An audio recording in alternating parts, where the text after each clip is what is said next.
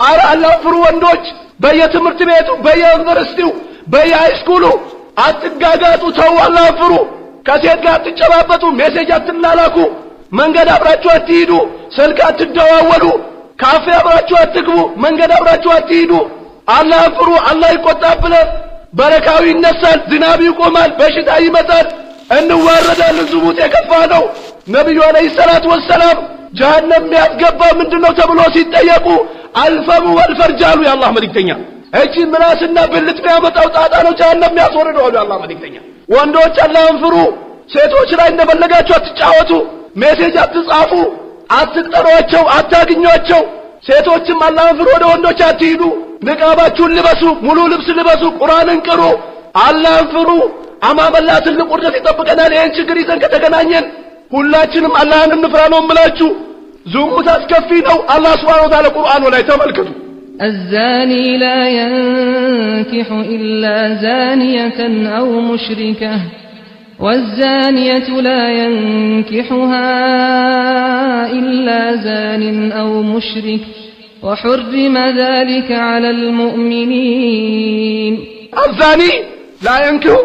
إلا زانية زموتنيا وند زموتنيا የሆነችን ሴት ካልሆነ በስተቀር አይፈቀድለትም ይላል አላህ እንዴት ነው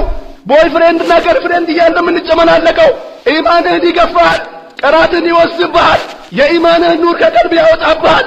አላህን ፍሩ ወንዶች በተለይ ወጣቶች ናችሁ በአሁኑ ሰዓት ፊትናው የበዛው እንዴት ነው ቀጠሮ ይዘን ተቀጣጥረን ቃል ተግባብተን ምናምን እየተባለ ነው ተው ቀልድ ነው የሸይጣን ሴራ ነው ማግባት ከቻልክ አባትን ጠይቅ አግባ ማግባት ካልቻልክ ራቅ ጾም ነብዩ ያስቀመጡትን መፍትሄ ተግብር እንዱም ደግሞ ሴት ዝሙተኛ የሆነችዋን ሙሽሪክ ወይንም ደግሞ ዝሙተኛ ወንድ ካልሆነ በስተቀር አያገባትም ይላል አላህ Subhanahu Wa Ta'ala وحرم ذلك على المؤمنين ዝሙተኛ የሆነ ወንድ ጥብቅ በሆነ ሴት ላይ حرام ነው አለ አላህ ዝሙተኛ የሆነችው ሴት ደግሞ ንጹህ በሆነ ወንድ ላይ حرام ነው አይጋቡም አለ አላህ አላህን እንፍራ መጨባበጥም አይቻልም መመለካከትም አይቻልም አብሮ አንድ ክፍል መቀመጥም አይቻልም በስልክም እንደፈለጉ ማውራት አይቻልም መንገድም አብሮ መሄድ አይቻልም አላህን ፍሩ ወጣቶች አላህን ፍሩ አባቶች በልጆቻችሁ ላይ ቁጥጥር አድርጉ